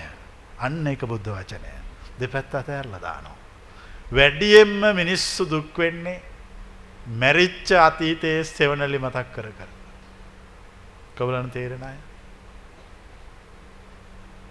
මම ඔබට ක්‍රමයක් කියලා දෙනවා මේ මලගිය අතීතය සදාකාලයට වල දාන්න. මං කියන ක්‍රමය තමයි අනාගතයට සිහිනවන්න නැතුව ඉන්න එක. අතීතය වල දාන්න බෑ කාටවත්. අනාගතය ගැන හිතන්න නැතුව හිටියාම අතීතය ඉවර වෙනවා. එතකොට මම ප්‍රශ්නයක් අහනවා. රහතෙකුටපත් වෙන්නේ කුමකටද? ඔහු එකම එක නිර්වාණ ධාතුවටපත් වෙනවා. ඔහුට අතීතයක් අනාගතයක් වර්තමානයක් කියලා තුනම නැහැ. ඔහු තුනේම නිදහස්. ඕනෝට වඩා අනාගතයේ දේවල් හිත ඒවට සිහින මව ඒවා පසුපස දුවන්න එපා. දැන් අපි දෙපැත්තක් දන්න ඕනේ. මේ පැත්ත අනාගතේනකොට මේ පැත්ත අතීතය. අපි මැද ඉමු. ඊට පස්සේ මේ පැත්ත ඇත කියනකොට අර පැත්තේ නැත කියනවා. මැද ඉමු. දැන් මං අහන්නේ දැන් මේ දහම දැනගත්තම ජීවිතේ බොහෝම නිකන් නිවුණා වගේ තේරෙන්නේ නැද්ද? ඒක තමයි බුද්ධ වචනය. මජ්ජේන තථාගතේන ධම්මං දේශේසි. ඒ තථාගතයන් වහන්සේලා මැදින් බණ කියනවා. මැදින් බණ කියනවා. කවුරු හරි ඒක ඇහුණාම මේගොල්ලෝගේ අර තිබිච්ච දැවිල්ල නැති වෙලා යනවා. කිසි දෙයක් වැඩි ගණන් ගන්න නැහැ. කිසි දෙයකට කම්පා වෙන්නේ නැහැ. බොහෝ ප්‍රශ්න වලට උත්තර දෙන්නේ. ඒවා කාලයට බාර දීලා නිහඬ වෙනවා. ඕගොල්ලන්ට තියෙන ප්‍රශ්නේ හිතට ප්‍රශ්නයක් ආපු ගමන් හිත හැමතිස්සෙම මොකද්ද කියන්නේ? මේකට උත්තර දෙන්න කියනවා. ඇයි ඒ? අනාගතයේ යථාර්ථයක් කරගන්න. අපට අනාගතයක් නැති නිසා අපි උත්තර දෙන්නේ නැහැ. අපි යෝධි හැමෙන් බලන් ඉන්නවා. එතකොට ප්‍රශ්න නැහැ. මම කියන්නේ මේ මනුස්ස ජීවිතය මේක හරි මේක තියෙන විඳීමක් විතරයි. මේක විඳවන්න මොකුත් නැහැ. මිනිස්සුන්ට මේක තේරෙන්නේ නැති නිසා විඳවනවා. කොබලන් මාත් එක්ක එකඟයි. අපි මේක විඳින විදිය දන්නවා. අපි කිසි දෙයක් ගණන් ගන්න නැහැ. අපිට කිසි ප්‍රශ්නයක් නැහැ කැටින්ම කිව්වොත්. සිද්ධි විතරයි තියෙන්නේ. මම ඔබෙන් යමක් විමසනවා. ජීවිතේ ප්‍රශ්න ඇති වෙච්ච අය අත උස්සන්න. කවර හෝ දවසක කුමන හෝ තැනක. හොඳට උස්සන්න. හොඳට උස්සන්න. මම ඊළඟ උත්තරෙන් අමාරුයි දාන්න අහන්නේ. ටිකක් අත උස්සන්න. ජීවිතේ කවර හෝ දවසක කුමන හෝ තැනක ප්‍රශ්නයක් ඇති වෙච්ච අය අත උස්සන්න. හොඳට උස්සන්න. අපි විවෘතව කතා කරනවා. අපි කිසි දෙයක් හංගන්නේ නැහැ. හරි. එදා ඇති උනේ ප්‍රශ්නේ විතරද? නෑ උත්තරෙත් ඒකම තිබුණා. කවුරුන් ඒක තේරිච්ච අය අත උස්සන්න. කාලයක් ගිහිල්ලා තේරුණේ. ලෝකේ කවදාකවත් ප්‍රශ්නයක් විතරක් ඇති වෙන්නේ නැහැ උත්තරයකුත් ඇති වෙනවා. ඒ තමයි මජ්ජේන තථාගතේන ධම්මං දේශේසි. කොබලන දැන් මේ රහස තේරෙන අය. දැන් මේ දෙක තේරෙනවා නම් ඉතින් එයාට මේ දෙක එයාගේ ජීවිතය තුල තියෙනවා නම් එයා සෝතාපන්නයි. කොබලන මේ කතාව තේරිච්ච අය. ඉතින් එච්චරයි. එහෙම නැතුව සෝවාන් වුණාම උඩින් යනවා. සෝවාන් වුණාම කාටවත් එන්ජින් පහළ වෙන්නේ නැහැ උඩින් යන. දැන් බුද්ධ කාලෙත් ওই වගේම කතන්දර තිබුණා. දැන් ඔය කියවන්න සංයුත්ත නිකායේ මේ සූත්‍රයක තියෙනවා මේ ගෞතම බුදුහාමුදුරුවෝ ළඟ භික්ෂුවක් ඇවිල්ලා මහාන වෙනවා. එයා ඉතින් කලක් මේ කතන්දරය දිහා බලන් ඉන්නවා. එතකොට සමහර හාමුදුරුවෝ කියනවා අපි රහත් වුණා කියලා. එතකොට එයාත් බය එකක් බලන් ඉන්නවා. ඊට පස්සේ රහත් උනායි කියන කට්ටිය ළඟට ගිහලා මෙයා බලන් ඉන්නවා. එයා උඩින් ගියේ නෑනේ තාම. එතකොට දවසක් මෙයා මේ ආනන්ද තෙරුන් වහන්සේ හම්බෙලා කියනවා ස්වාමීනි අර රහත් උනායි කියපු එක්කත් උඩින් ගියේ නෑ. ඒ එක්කෙනෙක්වත් අරකගේ සිත් කියෙව්වෙත් නෑ. ඒගොල්ලෝ රහත් නෑ බොරු කියන්නේ. එතකොට කියනවා ඕක ගිහිල්ලා බුදුහාමුදුරන්ට කියන්න කියලා. එතකොට ඒ හාමුදුරුවෝ යනවා බුදුහාමුදුරුවෝ හොයාගෙන. රගෙන ගිහින් ඔබ වහන්සේ ඉස්සරහා රහවල් භික්ෂුන් වහන්සේලා කිව්වනේ රහත් වුණා කියලා. නමුත් උන්වහන්සේලාට උඩින් යන්න බෑනේ. එතකොට අපිට පේනවා එදා ಭಾರತೀಯ විශ්වාස කළේ රහත් උනායි කොහම උඩින් යන කට්ටිය. දැන් අදත් රහත් උනායි කොහම අර කියලා මේ ගිය විභාගයේ ප්‍රශ්නයක් අහලා තිබුණාලු. රහත් බව යනු ප්‍රශ්නේ. දන්නවද ලියපු උත්තරේ? මේ හිටියා මේ නෑ. hina වෙන්න එපා. සමාජය සම්මත කරපු පිළිතුර. කොහොමද ඒ උත්තරේ තේරිච්ච අය? සමාජය සම්මත කරපු පිළිතුර. ඉතින් ඕකම තමයි ಭಾರತයේ තිබුණේ. මේ හිටිය මේ නෑ. රහත් උනා නිවන් දැක්කා කියලා කියන්නේ එහෙම එකක් නෙමෙයි. චින්තනයේ මධ්‍යස්ත වීම. හිතන විදිය හරිය මධ්‍යස්තයි. කිසි කලබලයක් නෑ. අවශ්‍ය දෙයට උත්තර දෙනවා. කලබල වෙන්නේ. දැන් ඔයගොල්ලන්ගේ ජීවිත ගොඩක් අසාර්ථක වන්නේ හදිස්සිය උත්තර දෙන්න ගිහිල්ලා. කොබලන එහෙම වෙච්ච අය. අපි උත්තර දෙන්නේ නැහැ. අපි ජීවිතය දිහා බලන් ඉන්නවා. අපි දන්නවා මෙහෙන් ප්‍රශ්න එනකොටම මෙහෙන් උත්තරේ ඇවිල්ලා තියෙන්නේ කියලා. මේ දෙකට කාලයක් අවශ්‍යයි එකතු වෙන්න. ඒකතු නම් මේ සියල්ල විසඳලා යනවා. අපි මේ ප්‍රශ්න වලට උත්තර හොයන්න ගිහිල්ලා මේ ජීවත් වෙන තියෙන වටිනා කාලේ ප්‍රශ්න වෙනුවෙන් නාස්ති කරගන්න නරකයි. කොහොමද මං කියපු කතාව තේරිච්ච අය. මේ ප්‍රශ්න වලට උත්තර හොයන්න ගිහිල්ලා මේ ජීවත් වෙන තියෙන වටිනා මේ පුංචි කාලයක් අපි හැමෝටම තියෙන. හැබැයි පුංචි කාලයක් නෙමෙයි අවශ්‍ය කාලේ තියෙනවා. කොහොමද මේක පිළිගන්න අය?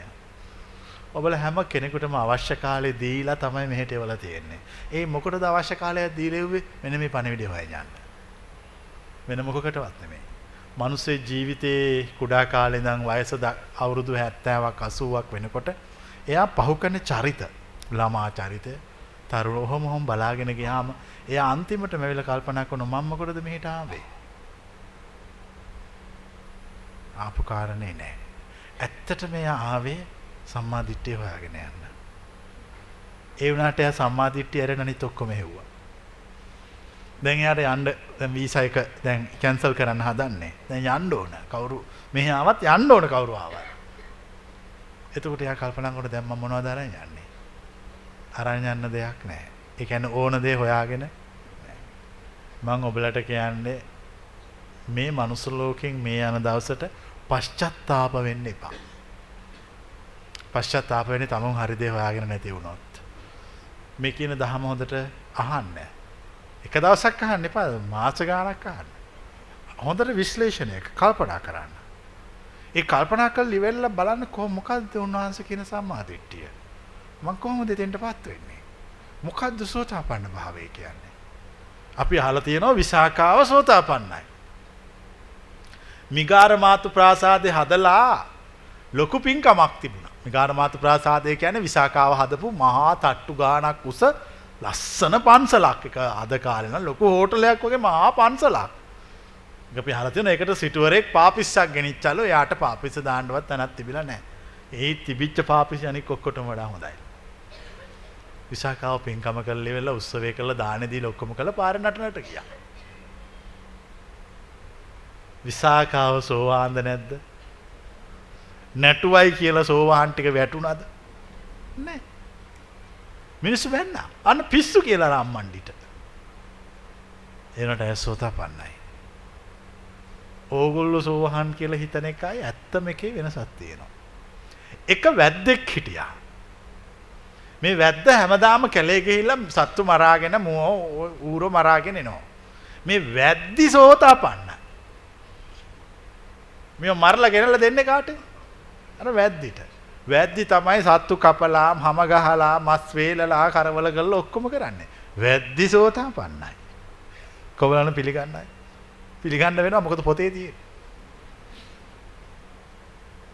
එතකොට මේ අපි හිතන් හිටපු එකයි දැන් ඔබ වහන්සේ කියන එකයි ආත්පසින් පරස්පරයිනේ. ඔව්.